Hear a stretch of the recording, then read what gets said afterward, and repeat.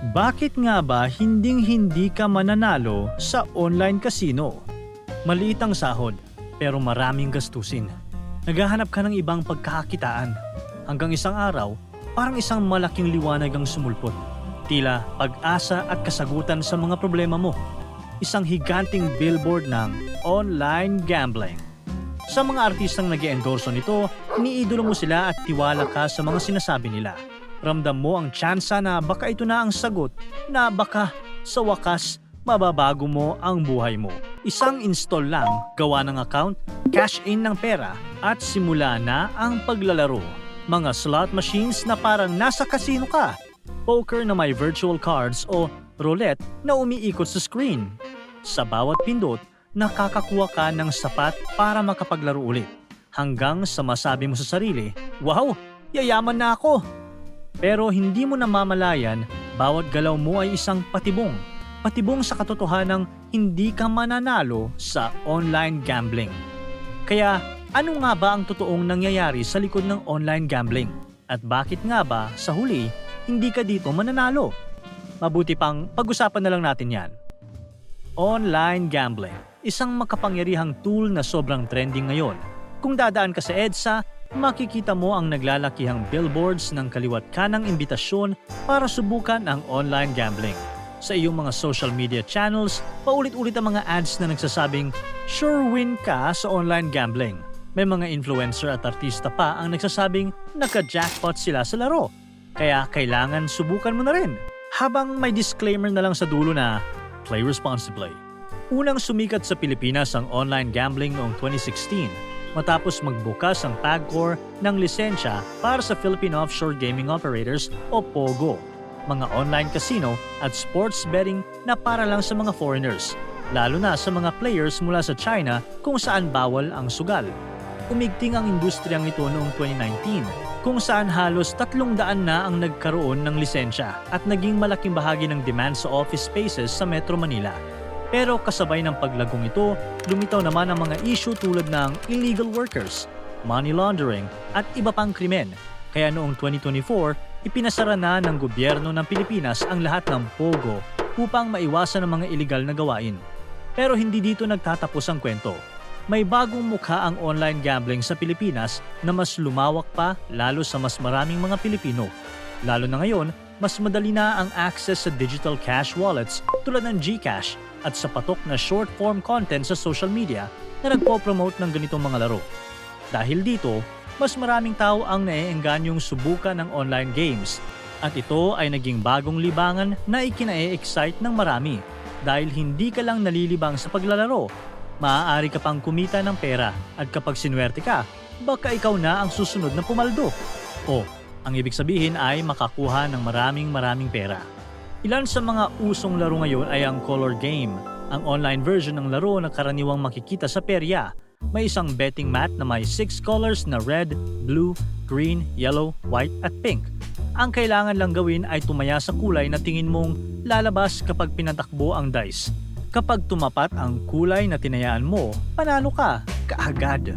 Pumaldo ka na naman! Madalas ay simple lang ang mechanics, fast lang at exciting. Patok din sa Pilipinas sa mga online bingo at matching style games. May iba't ibang version tulad ng 75-ball bingo na may 5x5 grid kung saan kailangan buuin ng linya o pattern para manalo. Meron din namang 30-ball bingo na mabilis laruin sa 3x3 grid. Kaya't madalas, mabilis ding maabot ang full house. Patuloy na sumisikat ang mga matching games gaya ng Slingo. Sa laro na ito, pinagsasama ang mga mechanics ng bingo at slot machine. Nagkakaroon ka ng casino-style spins at kailangan mong bumuo ng mga patterns para manalo. At ang pinakasikat sa lahat, ang scatter. Sa laro, ang scatter ay isang special symbol sa slots na nagbibigay ng instant na reward o bonus. Hindi kailangang magkatabi o bumuo ng linya ang mga scatter. Basta lumabas ang minimum numbers na kailangan ng laro na karaniwang nasa 3 sa iisang spin. Automatic na ang premyo tulad ng extra points o free spins. Dahil simple ang mechanics, paborito ito ng maraming players. Ngayon, gusto mo na bang subukan ng online gambling? Teka muna. Pakinggan mo muna ang mga dahilan kung bakit kailangan mo itong pag-isipang mabuti. Sa totoo lang, ang dali lang naman ng online gambling. Walang kahirap-hirap. Halos hindi ka pagpapawisan. Para lang itong simpleng libangan. Isang pindot, maaaring manalo ka kaagad. Pag nangyari, kikiligin ka. Makakaramdam ka na swerte ka at pinagpala ka. Pero sa bawat pindot mo, ang hindi mo alam, may totoong kalaban ka na hindi mo nakikita. Dahil ang laro ay may sariling sistema, may sarili itong math. Ang mga online casino ay may tinatawag na house edge. Ibig sabihin, nakaprograma ang laro na dapat mas malaki ang kita ng casino kaysa sa karaniwang panalo ng mga manlalaro, lalo na kapag matagal at madalas silang naglalaro. Isipin mo ang isang piggy bank na may butas. Kahit may pumapasok na pera, may porsyentong laging lumulusot. Kumbaga ang perang ito ang napupunta sa online casino. Sa game, 96% ang return to player o RTP. Ibig sabihin, sa mahabang panahon at sobrang dami ng laro, sa bawat 100 pesos na pumapasok, mga 96 pesos lang ang ibinabalik sa mga players bilang panalo. At 4 pesos ay laging napupunta sa casino. Masyado bang maliit? Hindi. Dahil hindi naman ibig sabihin na sa bawat pindot mo ay mananalo ka. Pwedeng minsan malaki, pwedeng minsan wala. Pero habang paulit-ulit kang naglalaro, lalapit ang resulta sa 96% na balik sa iyo ng pera. Kaya nga lang, dahil hindi ito 100%, mababawasan pa rin ang pera mo sa katagalan. Ito ang law of large numbers. Habang tumatagal ang paglalaro mo, ang pinakasigurado ay kumikita na sa iyo ang online casino. At mas madalas, mauuna kang matatalo kaysa mananalo. Kung iisipin, computer ang kalaban mo. Kaya kung ganon, may dayaan nga bang nagaganap sa online casino? Pwede nating sabihin posible, pero depende. Kapag ang site ay regulated at certified, ang resulta ng bawat laro ay galing sa Random Number Generator o RNG na parang electronic dice. Hindi mahuhulaan, walang pattern at independent ang bawat spin o deal, kaya hindi naaapektuhan ng naunang laro ang kasunod. Sa ganitong setup, may regular na testing at audit mula sa independent labs katulad ng eCogra, GLI, iTech Labs para masiguro na tunay na random at compliant sa standards ang online casino. Kaya walang manual na pihit o pagmamaniobra sa outcome habang naglalaro. Sa madaling salita, basta't regulated at certified ang casino, ang randomness ng numero ay verified at monitored. Nabunutan ka ba ng tinik? Teka muna, dahil kahit ganito ang sistema, hindi ibig sabihin na malaki na ang chance mong manalo. Hindi ba't pag naglalaro ka, may mga moments na iniisip mong makukuha mo na ang jackpot? Konting-konti na lang, abot kamay mo na ang pangarap mong limpak-limpak na pera. Kahit laging talo, basta't may pakiramdam ka na malapit nang ibigay ang jackpot. Sige ka lang ng sige, hindi ka humihinto. Hinaan mo ang iyong excitement para hindi ka nag-e-expect ng sobra.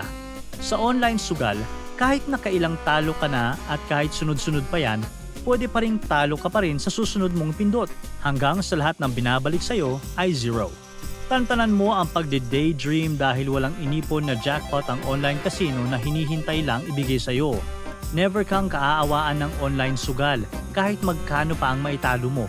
Mapanlin lang talaga yung mga sandali na halos tumama ka na, halos jackpot na.